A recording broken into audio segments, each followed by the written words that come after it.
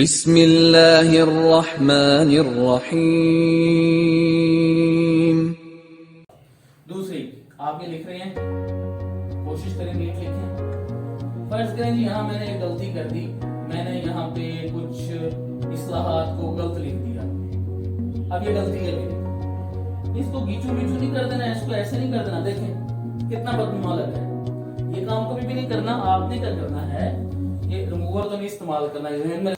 अस्सलाम वालेकुम dear students, उम्मीद है आप सब खैर खैरियत से होंगे और खुश व करम होंगे। अल्लाह ताला की रहमतें और बरकतें समेट रहे होंगे।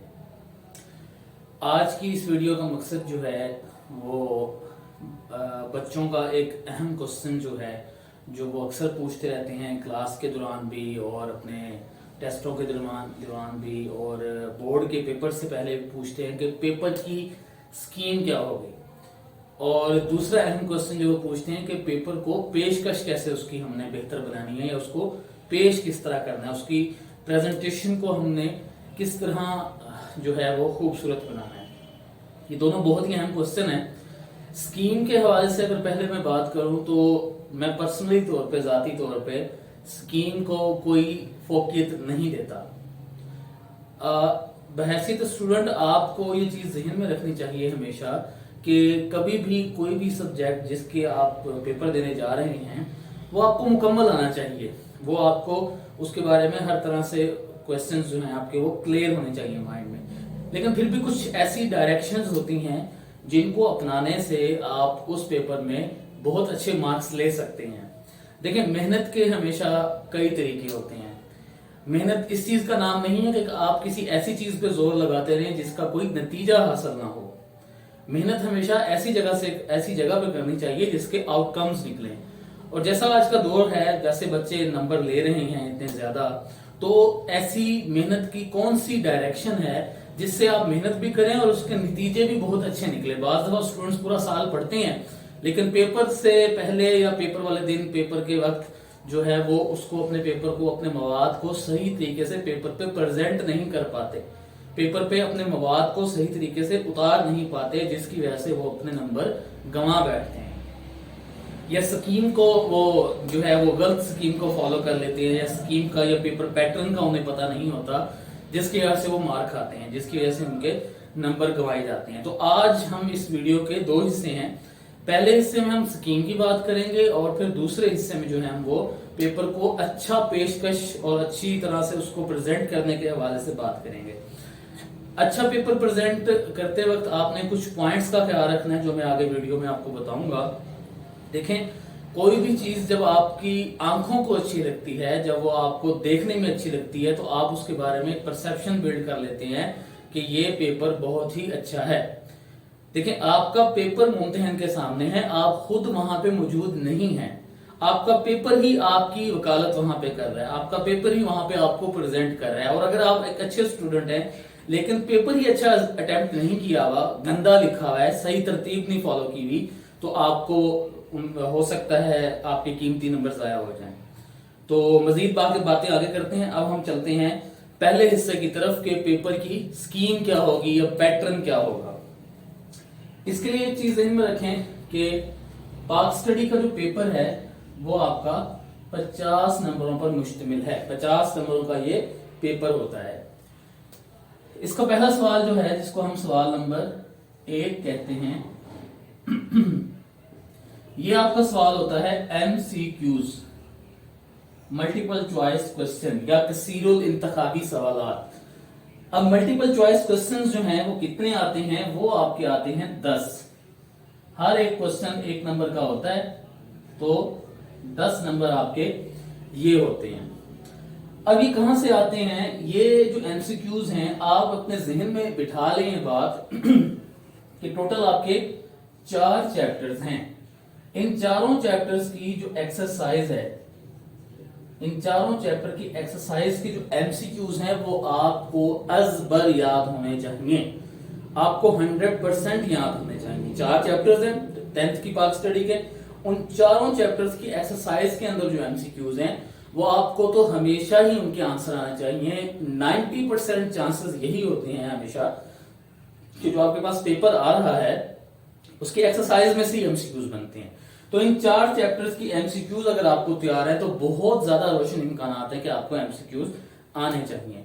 एमसीक्यूज के लिए आपको एक क्यूआर शीट या बबल शीट हम जिसे कहते हैं वो मिलती है। उसको बड़ी एहतियात से आपने उसके रेलिवेंट बबल्स को आपने फिल करना होता है और उसमें से जो है वो आपके नंबर आते हैं। उसके बाद आपका आता है सवाल नंबर 2।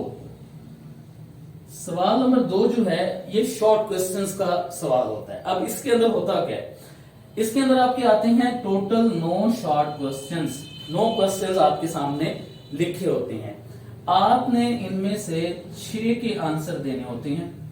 ठीक हो गया, 6 के आंसर देने हैं और हर क्वेश्चन का नंबर होता है 2 नंबर का। तो 6 × 2 इसका आंसर आता है 12, यानी क्वेश्चन नंबर 2 जो है वो 12 मार्क्स का होता है। मैं आगे आपको इसकी स्कीम बताता हूं कि किस तरह होता है। उसके बाद आपका सवाल नंबर 3 आता है।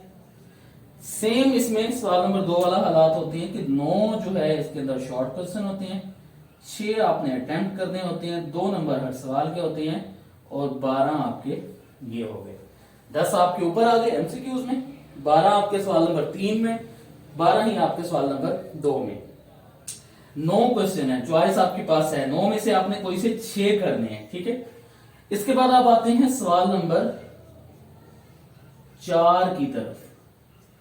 ये 2 आप हिस्से समझ लें कि ये शॉर्ट क्वेश्चन वाले होते हैं, इस हिस्से को आप समझ लें एमसीक्यूज वाला है ये, और इसको आप कह सकते हैं कि ये लॉन्ग क्वेश्चन है। अब सवाल नंबर 4 एक मुकम्मल क्वेश्चन होता है जो 8 नंबर का होता है। सवाल नंबर 4, सवाल नंबर 5 ये भी 8 नंबर का, और सवाल नंबर 6 ये भी 8 नंबर का। अब यहां आपके पास चॉइस होती है कि आप यहां से सवाल नंबर 3, 4, 5, 6 में से कोई से 2 क्वेश्चन अटेम्प्ट कर लें। ठीक है, फॉर एग्जांपल आपने 2 क्वेश्चन अटेम्प्ट किए तो इनके मार्क्स बनते हैं 16। अब आप इन सबको कैलकुलेट करें, 10 ये, 12 ये, 12 ये 2 12 और 12 24 हो गए, 24 और 10 34 हो गए, और 34 में 16 नंबर के जो है आप लॉन्ग क्वेश्चन डालेंगे तो ये आपके बन गए 50 मार्क्स। यहां चॉइस है आपके पास, चॉइस में आपने कोई से 2 क्वेश्चन करने हैं, 2 क्वेश्चन जो है वो 8-8 नंबर के होने चाहिए। अच्छा, इसके साथ बाज़ दफा इस तरह भी होता है आपके साथ कि अक्सर जो है ये सवाल नंबर जो 6 है, सवाल नंबर 6 में अक्सर वो उसके 2 पार्ट्स कर देता है, अलिफ और बे। ठीक है, ए या बी, अलिफ के भी 4 नंबर हो जाते हैं बाज़ दफा और बे के भी 4 नंबर होते हैं। तो अगर आप चॉइस पे जा रही हैं, आपको लग रहा है कि मुझे क्वेश्चन नंबर 4 करना चाहिए और क्वेश्चन नंबर 6 करना चाहिए, तो 4 तो है ही 8 नंबर का, लेकिन जो क्वेश्चन नंबर 6 है उसके फिर आपको दोनों पार्ट्स करने होंगे लाजमी, 4 और 4 8 इस तरह बनेंगे। आपने क्वेश्चन जो भी फिल करना है, जो भी मुकम्मल करना है, उसको पहले देख लेना है कि अगर उसके 2 पार्ट्स हैं तो वो दोनों पार्ट्स आपको करने पड़ेंगे। ठीक हो गया। अच्छा, अब आप समझें इसके आगे पैटर्न को। पैटर्न आपका बड़ा आसान सा है, इसको समझ लिया होगा आपने, देख लिया होगा। ठीक है, 10 नंबर एमसीक्यूज के 12 शॉर्ट क्वेश्चन, 12 शॉर्ट क्वेश्चन इधर से 8-8-8 के 3 नंबर हैं, और बाज दफा जो है आखिरी क्वेश्चन 2 पार्ट्स पर मुश्तमिल होता है और बाज दफा नहीं भी होता। तीनों लॉन्ग क्वेश्चन 8-8 के होते हैं, जिनमें से आपने 2 नंबर का कोई भी 2 जो है क्वेश्चन 8-8 नंबर के करने हैं। अच्छा, अब हम आते हैं एमसीक्यूज की तरफ के, दोबारा बात करते हैं। एमसीक्यूज को मैं बता चुका हूं कि आपको एक्सरसाइज आपकी 100% तैयार हो। सही हो गया। शॉर्ट क्वेश्चन पे आते हैं। देखें, शॉर्ट क्वेश्चन में जो ये पहला सेट है, सवाल नंबर 2 वाला पहला सेट है, इसमें क्या होता है कि मुमतहिन क्या करता है बाज़ दफा कि इसके अंदर चैप्टर नंबर 1 और चैप्टर नंबर 3 इनकी दोनों की एक्सरसाइज से वो शॉर्ट क्वेश्चन दे सकता है। ठीक है, चैप्टर नंबर 1 का कॉम्बिनेशन डालता है वो शॉर्ट क्वेश्चंस में, और उसके साथ डालता है वो चैप्टर नंबर 3 का। अब बाकी जो बचे ये वाले शॉर्ट क्वेश्चन, इसमें क्या होता है कि इन शॉर्ट क्वेश्चंस के अंदर वो चैप्टर नंबर 2 और चैप्टर नंबर 4 के जो है वो शॉर्ट क्वेश्चंस डालता है। अगर आप अपनी इस लेटेस्ट एडिशन की बुक को बगौर इसकी एक्सरसाइजेस को देखें तो आपको फील होगा कि पहले 2 चैप्टर्स जो हैं पाक स्टडी के, मुताला पाकिस्तान के, उनके शॉर्ट क्वेश्चन कम हैं, 5 हैं या 6 हैं। पहले के 5 हैं, दूसरे के भी 6 हैं, लेकिन जो तीसरा और चौथा चैप्टर्स है उसमें बहुत ज्यादा क्वेश्चन है, 9-9 क्वेश्चन है, 10-10 क्वेश्चन है। आप उसको खोल के देख सकते हैं। तो यहां से हम ये समझ सकते हैं कि क्वेश्चंस की तादाद इतनी ज्यादा है कि अगर वो एक्सरसाइज वाले डाले तो पेपर हमारा मुकम्मल हो सकता है। ठीक है, आपने शॉर्ट क्वेश्चन एक्सरसाइज की भी जस्ट बात हो रही है, तो एक्सरसाइज की कॉम्बिनेशन वो किस तरह बनाएगा कि सवाल नंबर 2 में चैप्टर नंबर 1 और चैप्टर नंबर 3 को इंक्लूड करता है, और सवाल नंबर 3 के अंदर चैप्टर नंबर 2 और 4 को इंक्लूड करता है। ठीक हो गया। तो इसका कहने का मतलब है कि आपको सारी एक्सरसाइजेस के सारे शॉर्ट क्वेश्चन अच्छी तरह तैयार हो। सवाल नंबर 4 और 5 की तरफ आती है, जो हमारा अहम चीज है। अच्छा, अब इस चीज को आप अपने गौर से देखें, और आपको मैंने जो पहले चैप्टर को मैं साथ साथ पढ़ा रहा हूं उसको भी मद्देनजर रखें। तो मैंने इंपॉर्टेंट लॉन्ग क्वेश्चंस भी आपको साथ साथ बता रहा हूं। जैसे पहले चैप्टर के अंदर 1973 का आइन है, या भुट्टो के दौर की माशी सनती इस्लाहात हैं, या परवेज मुशर्रफ के दौर की माशी माशरती और सनती इस्लाहात है, ये बहुत इंपॉर्टेंट है। ठीक है, नवाज शरीफ वाला और बेनजीर वाला बहुत लॉन्ग क्वेश्चन बड़ा है, हो सकता है उसके चांसेस कम हो। तो 3 आपको पता है बहुत इंपॉर्टेंट है, वो 3 आपको आने चाहिए 100%, बाकी भी आने चाहिए, लेकिन 3 तो आने चाहिए। अब हो सकता है सवाल नंबर 4 वो बाब नंबर 1 से दे दे, चैप्टर नंबर 1 से दे दे, सही। फिर आगे सवाल नंबर 5 है, बहुत ज्यादा चांस है कि वो चैप्टर नंबर 2 से दे। तो एक चीज अपने जहन में हमेशा रखें कि चैप्टर 1 और 2 के शॉर्ट कम है, लॉन्ग क्वेश्चन जरा ज्यादा इंपॉर्टेंट है। तो लॉन्ग क्वेश्चंस बहुत ज्यादा चांस होते हैं हमेशा, और पहले भी होते रहे हैं कि वो चैप्टर नंबर 1 और 2 से आए। तो चैप्टर नंबर 1 और 2 की अगर मैं खुलासे के तौर पे बात करूं कि इनमें से चांसेस हैं कि लॉन्ग क्वेश्चन आएगा। अब हम आते हैं अपने आखिरी सवाल नंबर 6 की तरफ, कि फॉर एग्जांपल किसी बच्चे को चौथा सवाल नहीं आता, यानी चैप्टर नंबर 1 का सवाल नहीं आता, या 5वां सवाल नहीं आता, जैसे हम कहते हैं चैप्टर नंबर 2 का सवाल नहीं आता, तो आगे का कहानी होगी। आगे आप देखें, जब मैंने ये बात की आपको कि इसके 2 पार्ट्स होते हैं, तो बहुत ज्यादा चांसेस है कि वो एक पार्ट दे दे चैप्टर नंबर 3 से, और एक पार्ट दे दे चैप्टर नंबर 4 से। देखें, आसान हो गया काम। तो कुल मिला के कौन सी बात आपको जहन में रखनी चाहिए कि आपको ये चीज जहन में रखनी चाहिए कि चैप्टर नंबर 1 और 2 तो लॉन्ग के लिहाज से इंपॉर्टेंट है ही है। कोई बच्चा अपने लॉन्ग की तैयारी शुरू करता है तो सबसे पहले वो मार्जिन देगा पहले चैप्टर को और फिर दूसरे चैप्टर को। इनको पहले जो है वो अटेंशन देगा, प्रायोरिटी पे इनको रखेगा, इनको तरजीह देगा। ठीक है, सवाल नंबर 6 में अगर आप जाते हैं, आपको इनमें से जैसे मैंने कहा किसी बच्चे को ये सवाल नंबर 3 और 4 नहीं आता, तो वो चैप्टर नंबर 3 और चैप्टर नंबर 4 पे जाएगा मुमतहिन।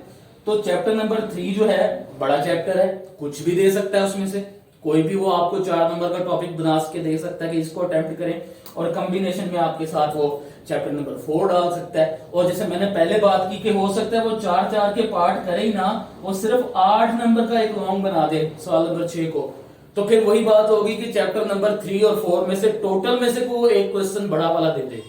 तो जब आप अपनी साथ साथ स्टडी कंप्लीट करते जाते हैं, बुक को मुकम्मल पढ़ते जाते हैं, अभी तो आपकी स्टार्टिंग है, जब आप बुक को पूरा पढ़ लेते हैं तो आपके जहन में एक स्केच बन जाता है। आपको पढ़ाने वाले टीचर एक स्केच बना देते हैं कि ये इंपॉर्टेंट है, इसके चांसेस ज्यादा हैं, इसके चांसेस कम हैं। मैं भी आपको अगले चैप्टर्स में इंशाल्लाह साथ साथ बताता जाऊंगा कि इन क्वेश्चंस को आपने प्रायोरिटी देनी है, लेकिन आपके जहन में क्लियर हो कि पहले 2 चैप्टर में से लॉन्ग 2 आते हैं। ठीक है, और ये आते से मुराद ये नहीं है कि मैं देता हूं, आते से मुराद ये है कि माजी में हमने जो सूरत हाल देखी है, जो बहावलपुर बोर्ड के, मुल्तान के, डेरा गाजी खान के जो पेपर आते रहे हैं, उनमें ऐसा ही होता रहा कि पहले 2-2 चैप्टर से उसने जो है वो पहले 2 चैप्टर से एक लॉन्ग उठाया हुआ है, एक लॉन्ग दिया हुआ है।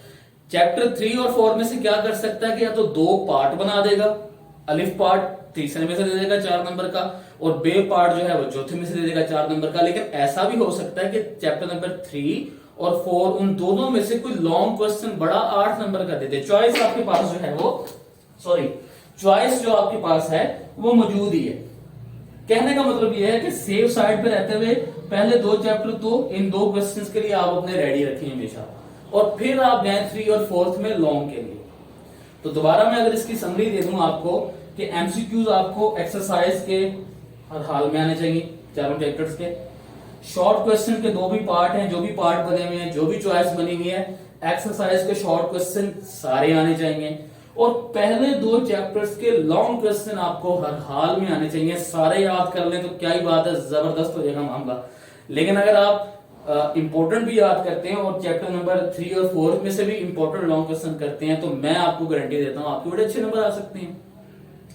मैं फिर एक बात रिवाइज कर रहा हूं, मैं फिर आपको बता रहा हूं कि इस स्कीम को ये नहीं मान लेना कि ये हरफे आखिर है, इस तरह ही होगा, पेपर इस तरह ही आएगा। नो, ऐसी बात नहीं है। पेपर किसी तरीके से भी आ सकता है, लेकिन हम माजी में जब जाते हैं, हम पिछले अदवार में जब बात करते हैं पेपर की स्कीम के मुतालिक, तो हमें ये महसूस होती है चीज कि वो इस तरह की कोई स्टोरी जो है वो हमारे साथ चला रहे हैं मुंतहिल। ठीक है, तो इस चीज को आपने हमेशा ज़हन में रखना है। ये वीडियो में जो है वो अभी बड़ी इब्तदाई तौर पे बना दी है मैंने, क्योंकि कुछ क्वेश्चंस मुझे आ रहे थे लोगों के, लेकिन आपने ये ज़हन में ये चीजें आपने रखनी है हमेशा। ठीक है, इस बारे में भी कोई क्वेश्चंस आपके हों तो मुझे कमेंट्स में भेजें, कोई बात समझ नहीं आई तो मुझे कमेंट्स में भेजें। एक स्केच मैंने ओवरऑल आपको दे दी है। ठीक है जी। जी, तो वीडियो के दूसरे हिस्से में अब हम बात करेंगे पेपर प्रेजेंटेशन के ऊपर। मैंने पहले ही भी अर्ज की आपकी खिदमत में कि पेपर प्रेजेंटेशन एक आर्ट है, एक फन है, FUN वाला नहीं, ठीक है, एक फन है और स्किल है। और इस स्किल को जो स्टूडेंट समझ आता है वो बहुत ही अच्छा रहता है अपने फ्यूचर के हवाले से। हमने ऐसे स्टूडेंट्स भी देखे हैं जिनके पास मवाद इतना अच्छा नहीं होता, जो बहुत ही ब्रिलियंट और काबिल स्टूडेंट्स के पास होता है, लेकिन वो उसको प्रेजेंट इतना अच्छा करते हैं, उसको पेश उसकी इतनी अच्छी करते हैं कि वो पेपर चेक करने वाला उसको नंबर देता है। मैंने पहले भी एक बात की कि आप खुद बोर्ड में मौजूद नहीं होते, आपका पेपर वहां पे मौजूद होता है। आपका पेपर ही बता रहा होता है कि ये किस स्टूडेंट ने हल किया है, कैसा स्टूडेंट है।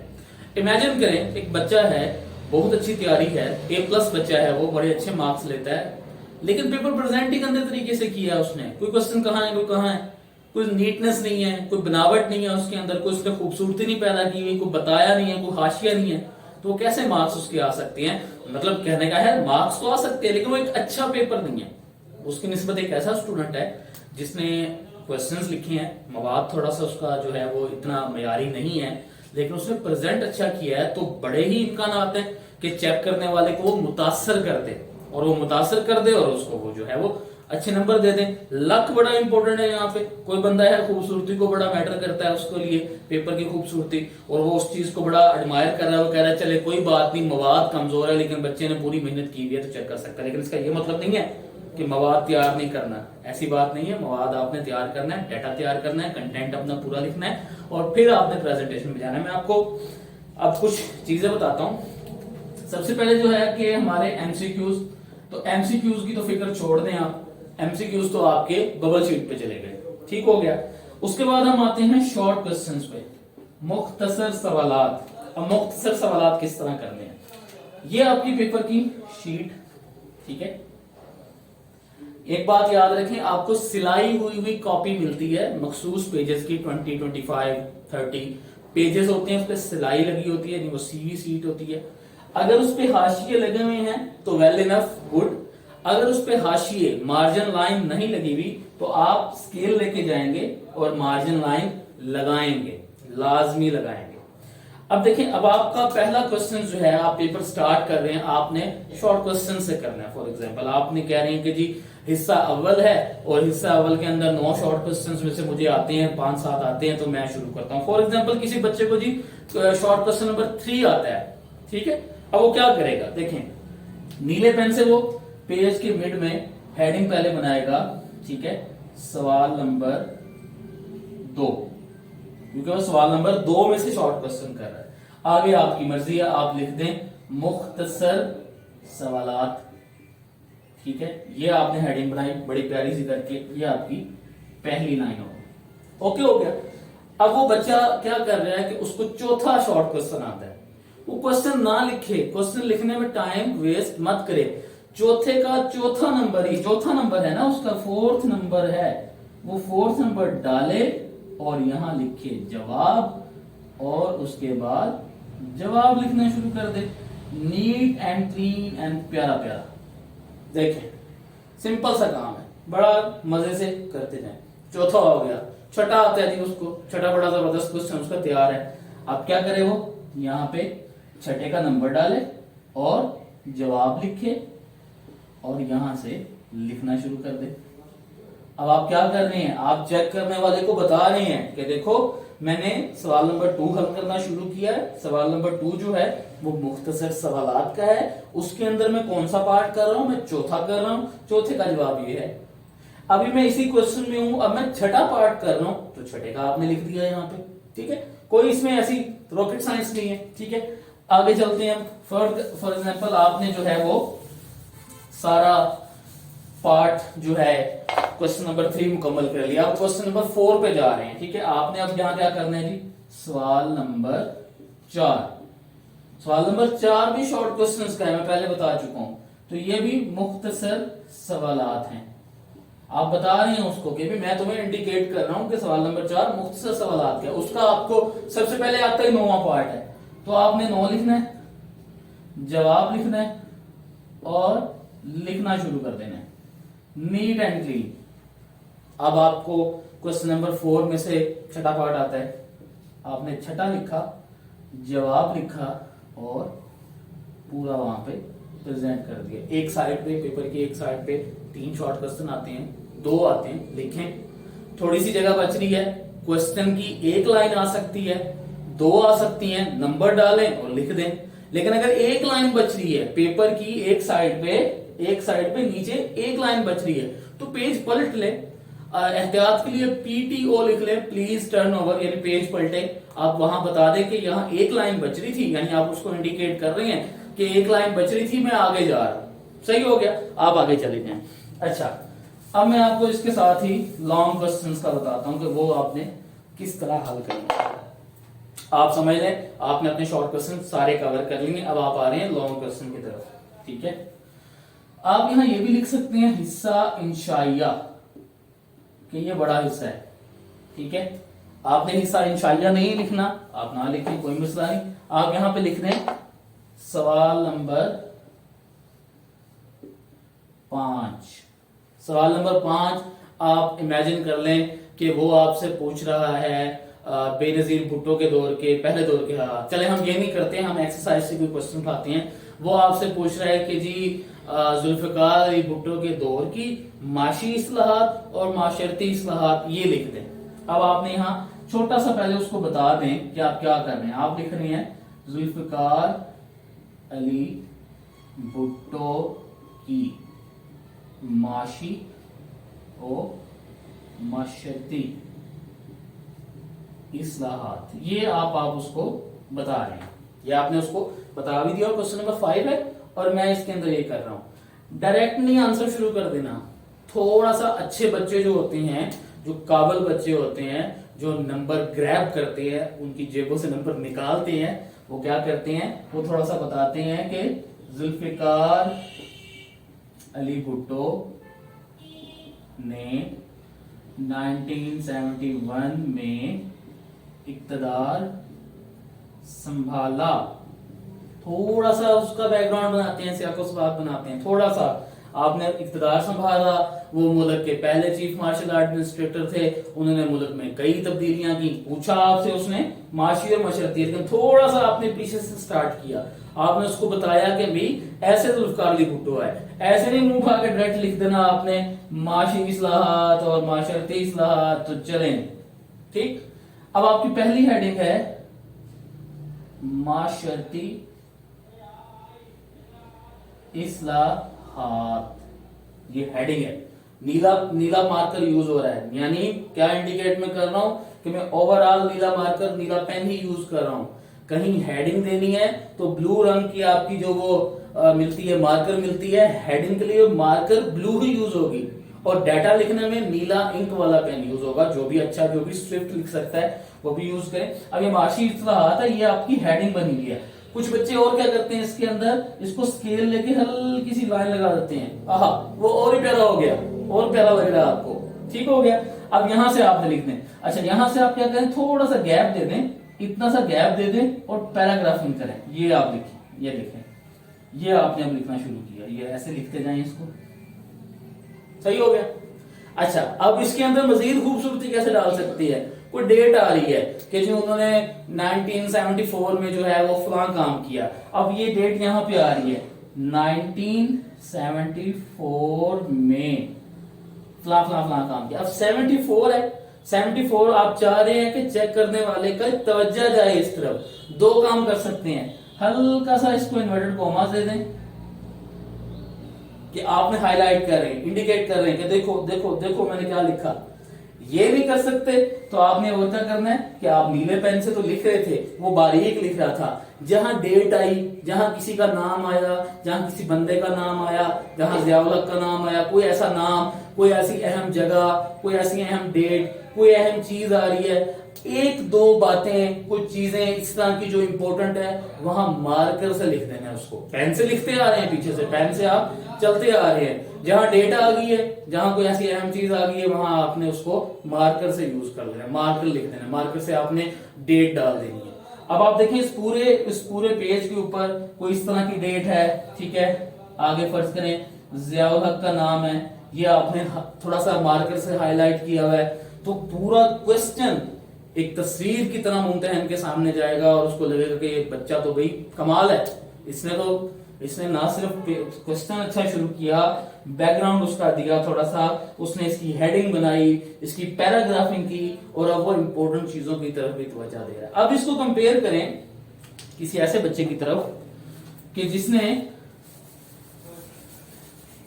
इसी क्वेश्चन का आंसर को इस तरह लिखा हो, सवाल नंबर 5 माशी इस्लाहात, और डायरेक्ट अल्लाह का नाम लेके यहां से शुरू होगा। अल्लाह का नाम तो हर जगह लेना चाहिए, वैसे कह रहा हूं। अब यहां से वो लिखता जा रहा है, क्या फॉल्ट है इसमें? फॉल्ट कोई नहीं है, थोड़ी सी प्रेजेंटेशन में कमी रह गई है, फॉल्ट कुछ नहीं है। उसने पैराग्राफिंग नहीं की, उसने प्रॉपर इसको प्यारा सा खूबसूरत सा नहीं बनाया, उसने इसका बैकग्राउंड नहीं दिया, उसने इंपॉर्टेंट क्वेश्चंस को हाईलाइट, इंपॉर्टेंट पॉइंट्स को हाईलाइट नहीं किया, A to Z उसने लिख दिया। तो मैं ये नहीं कह रहा इसके नंबर नहीं आएंगे, इसकी प्रेजेंस, इसकी प्रेजेंटेशन, इसकी वहां पे जो मौजूदगी होगी वो जरा लो ग्रेडिंग की हो जाएगी। पेपर को खूबसूरत भी बनाना है, पेपर को खूबसूरत, सिर्फ पेपर को खूबसूरत नहीं बनाना, पेपर को खूबसूरत भी बनाना है और डाटा भी अच्छा उसमें रखना है। तो आपके किस तरह नंबर नहीं आएंगे, मैं देखता हूं नंबर आएंगे इंशाल्लाह आप सबके। एक अच्छा क्वेश्चन जैसे सुनने में अच्छा लगता है, वैसे चेक करने में भी तो अच्छा लगता है ना। जब हम पेपर मार्किंग करते हैं, जब हम पेपर चेक करते हैं, तो पेपर जो बड़ा बेस्ट हमारे सामने आता है, हम बड़ा उसको बड़े इत्मीनान से चेक करते हैं, जहां हर चीज उसने क्लैरिफाई की हो। अच्छा, एक और चीज मुझे अभी याद आ रही है, एक और काम आपने भूल के भी नहीं करना। क्वेश्चन का नंबर है, शॉर्ट क्वेश्चन का नंबर है 7वां, आप उसको सबसे पहले लिख रहे हैं, तो वो नंबर तो 7वां है, आपका चाहे पहले है, आपने उस 7वें को पहला नहीं कर देना अपने पेपर में, वो आपका पहला है, लेकिन वो असल में क्वेश्चन किस क्वेश्चन का आंसर है किसको क्या पता, वो तो आपका पहला है ना तरतीब में। आपने उस चेक करने वाले को बताना है कि भाई ये जो मैं क्वेश्चन कर रहा हूं ये 7th शॉर्ट क्वेश्चन है, इसका आंसर है। नंबर गलत नहीं होना चाहिए, अगर गलत नंबर पे कोई और क्वेश्चन लिखा हुआ है तो वो क्रॉस कर देगा और उसको आप कहीं भी जो है वो दोबारा उसके खिलाफ अपील नहीं कर सकते, आपने नंबर गलत डाला है। एक बात। दूसरी, आप ये लिख रहे हैं, कोशिश करें नीट लिखें।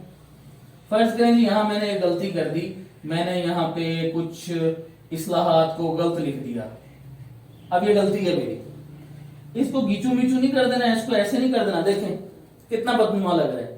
ये काम कभी भी नहीं करना। आपने क्या करना है कि रिमूवर तो नहीं इस्तेमाल करना, ध्यान में रखें, रिमूवर इस्तेमाल नहीं करना। आपसे अब यहाँ गलती हो गई है, आपने यहाँ इस्लाहात से इसे लिख दिया, अब ये लफ्ज गलत है, इसका क्या तरीका ठीक करने का? या तो इसको ब्रैकेट लगा दें और ऊपर छोटा सा क्रॉस डाल दें, या आप क्या कर दें, इस क्वेश्चन के ऊपर ऐसे लाइन डाल दें, ज्यादा गंदा ना करें, इसको बदनुमा ना करें, बिल्कुल रिवर्स प्रोसेस की तरफ जाएं। आप सोचें, मैंने अभी आपको तो कहा कि इंपॉर्टेंट क्वेश्चंस को हाईलाइट करें, तो आपने वहां मार्कर यूज कर लिया। अब जब आप इस तरह की गलतियां करेंगे तो आपकी गलतियां भी तो हाईलाइट हो रही हैं। इमेजिन करें इसको ऐसे ऐसे कर दिया, आपकी तो गलतियां हाईलाइट हो रही हैं, आप खुद बता रहे हैं मेरे से गलतियां हुई, तो गलती को कम से कम हाईलाइट करें। रिमूवर इस्तेमाल ना करें, बोर्ड अलाउ नहीं करता किसी भी जगह पे, कटिंग भी अलाउ नहीं करता वो, लेकिन अगर कोई हो गई है, ह्यूमन एरर है, तो उसको आराम से खत्म करें। अगर मैंने यहाँ फर्ज करें जी लिख दिया जिंदगी, लिख दिया गलती से, यहाँ तो आना ही नहीं था, अब मैंने क्या करना है, इसको ऐसे कट कर दूं। या दूसरा तरीका क्या है कि मैंने अगर ये गलती से जिंदगी लिख दिया है तो छोटी सी ब्रैकेट इसके अगर डाल के कट मार दूं कि सर ये वाला नहीं है, आगे चलते जाए। तो उम्मीद है कि आपको ये चीजें समझ आई होंगी, आपने इनसे कुछ लर्न किया होगा। ये वो चीजें हैं जो हम साला साल बच्चों की दुरुस्त करते रहते हैं, उनको ठीक करते रहते हैं, उनको बताते रहते हैं कि ये गलतियां आपने बोर्ड में नहीं करनी। पढ़ तो आप कहीं भी लेते हैं, प्रेजेंटेशन आपको आनी चाहिए। आपका ज्यादा टाइम नहीं लेता। अगर इस हवाले से कोई मजीद क्वेश्चंस हो तो लाजमी मुझसे पूछें। ईमेल एड्रेस मैं आपको साथ देता हूं, अपना व्हाट्सएप नंबर भी मैं आपको साथ दे रहा होता हूं, आप मुझसे रब्ता कर सकते हैं, कोई भी क्वेश्चन पूछ सकते हैं। एक और बात मैं आपको बता दूं कि 10th की पाक स्टडी के साथ साथ बहुत जल्द ही हम कोशिश कर रहे हैं कि 9th की पाक स्टडी के हवाले से भी जो है वो बात करें, और इसी तरह सेकंड ईयर की जो पाक स्टडी है उसके हवाले से भी बात करें। और आगे इंशाल्लाह प्लान जो है वो ग्रेजुएशन की क्लासेस के अंदर हिस्ट्री और पाक स्टडी के हवाले से, लेकिन वो जरा लंबा प्रोसेस है, उसकी तरफ हम बाद में जाएंगे। जो आपके भाई, जो कजन्स, जो स्टूडेंट्स पाक स्टडी के हवाले से परेशान होते हैं, बिल्कुल परेशान ना हो। 10th के साथ 9th की तरफ भी हम जाने लगे हैं। चैनल को लाजमी सब्सक्राइब करें। मैं आपको फर्स्ट टाइम कर रहा हूं, मैंने कभी किसी वीडियो में नहीं कहा, ऐसा ना मुझे कोई शौक है इस तरह कहने का, लेकिन जो है आपकी कोऑपरेशन मुझे कहां से नजर आ सकती है, आपकी मोहब्बत मुझे कहां से नजर आ सकती है, वो आपकी मोहब्बत इस चैनल को सब्सक्राइब करने से नजर आ सकती है। जहां रहें खुश रहें, खुशियां बांटें, लोगों को खुशियां तकसीम करें, आसानियां तकसीम करें। अल्लाह निगहबान, पाकिस्तान जिंदाबाद।